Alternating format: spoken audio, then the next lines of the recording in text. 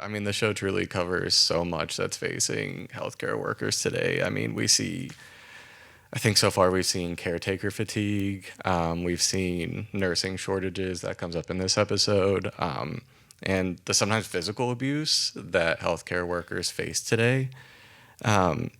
I guess which of those issues did you feel especially that the world needed to see right now, and something that when you were making the script you really didn't feel like was spoken about?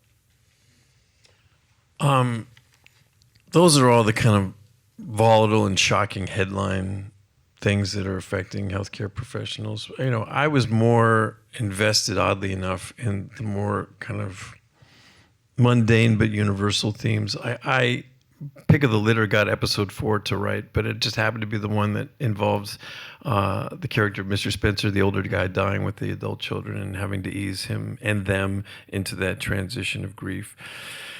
And, you know, like many people, I've got aging parents, and like many people, I'm looking at this huge generation above me and thinking this is going to be a conversation in every household in America soon, and this could be really important to start talking about. Because we don't really talk about, for all the death that we see on television every day and in our movies, it's relatively cheap the way we dispense of life in most content.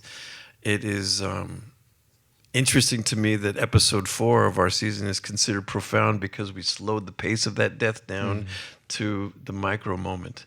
And by doing that, we suddenly put into very stark relief how we consume the idea and concept of death, and as it affects us or our parents.